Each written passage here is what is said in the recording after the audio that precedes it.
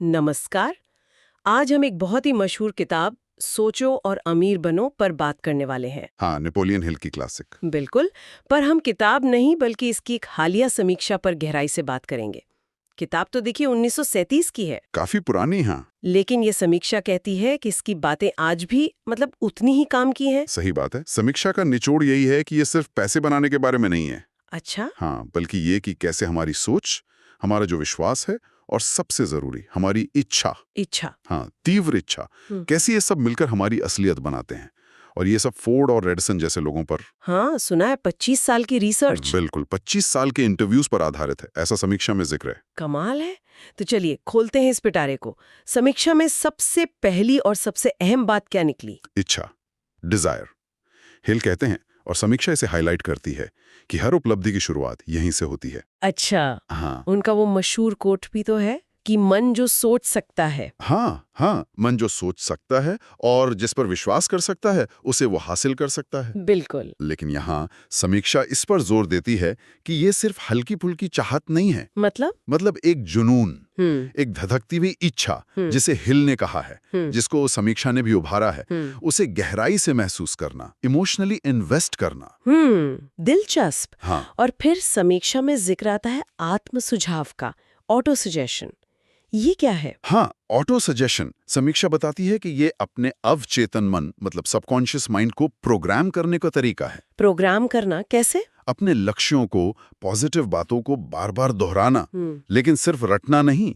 समीक्षा के अनुसार हिल का कहना था कि इसे भावनाओं के साथ जोड़ना बहुत जरूरी है। भावनाओं के साथ? हाँ, ताकि वो बात सीधे आपके अंदर उतर जाए, आपके विश्वास का हिस्सा बन जाए। जैसे अपने अंदर सफलता का बीज बोना। समझ गई। अच्छा, तो इच्छा हो गई, विश्वास हो गया, फिर समीक्षा एक और नुक्ते पर आती है, विशेष ज्ञान, स्पेशलाइज्ड नॉलेज, आम जानकारी से हटकर। बिल्कुल। समीक्षा के मुताबिक हिल का पॉइंट था कि सिर्फ डिग्रियां या जनरल नॉलेज काफी नहीं है। ओके। जरूरत है उस खास स्किल या जानकारी की जो आपके लक्ष्य के लिए सीधे काम आए। प्रैक्टिकल नॉलेज, उसे लगातार बढ़ाते रहना। हाँ, ये बात तो है। और ये सब करने के लिए तो हिम्मत चाहिए, टूटे बिना लगे रहना। अगला पॉइंट शायद यही है, दृढ़ता। सही पकड़ा है, परसिस्टेंस। समीक्षा इस बात को बहुत उभारती है कि ज्यादातर लोग पहली मुश्किल या पहली हार पर ही हिम्मत हार जाते हैं। बिल्कुल। लेकिन हिल ने पाया और समीक्षा ये बताती है कि बड़ी सफलता उन्हीं को मिलती है जो गिर कर उठते हैं, बार बार लगे रहते हैं। हाँ, जो टिके रहते हैं। इच्छा शक्ति की असली परीक्षा। और शायद अकेले टिके रहना मुश्किल होता होगा, इसीलिए वो मास्टरमाइंड समूह का आइडिया भी समीक्षा में अहम बताया गया है। नारे हाँ, मास्टरमाइंड, ये बड़ा यूनिक कॉन्सेप्ट है जिसे समीक्षा ने महत्व दिया है। क्या है ये? हिल का मानना था, और समीक्षा इसे साफ करती है, कि जब एक जैसे लक्ष्य वाले पॉजिटिव लोग मिलकर सोचते हैं, काम करते हैं, हाँ, तो उनके दिमाग मिलकर एक तरह की सिनर्जी पैदा करते हैं। एक तीसरा दिमाग जो अदृश्य है पर बहुत शक्तिशाली। वाह, टीम वर्क से भी आगे की बात। हाँ, एक तरह का कलेक्टिव इंटेलिजेंस, साझा सोच का जादू। क्या बात है। अच्छा, समीक्षा में उन 6 डरों का भी जिक्र है ना? गरीबी, आलोचना। हाँ, गरीबी, आलोचना, खराब सेहत, प्यार खोने का डर, बुढ़ापा और मौत। हिल ने इन्हें 6 बुनियादी डर माना। और समीक्षा क्या कहती है इनके बारे में? समीक्षा बताती है कि हिल मानते थे कि यही डर हमारी तरक्की में सबसे बड़े रोड़े हैं।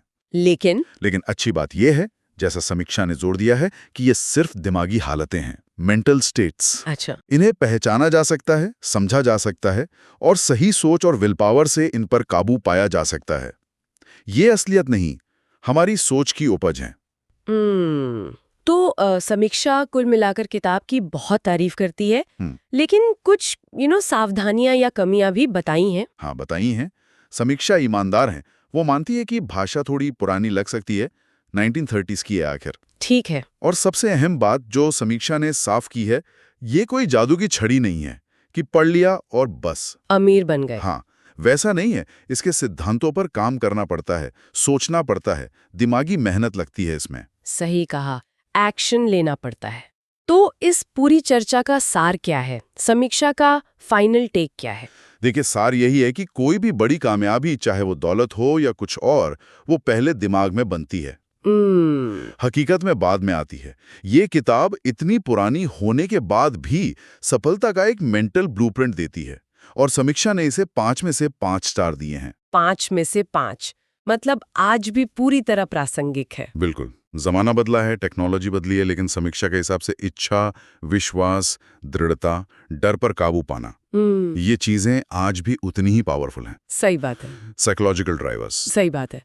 जाते जाते हमारे सुनने वालों के लिए कोई एक विचार छोड़ें इस चर्चा से जुड़ा हुआ। हाँ बिल्कुल, एक सवाल जो इस समीक्षा से ही मन में आता है, हिल ने जिन 6 बड़े डरों की बात की, कहीं उनमें से कोई एक डर अनजाने में ही सही हमारी अपनी उम्मीदों को, हमारी उड़ान को रोक तो नहीं रहा?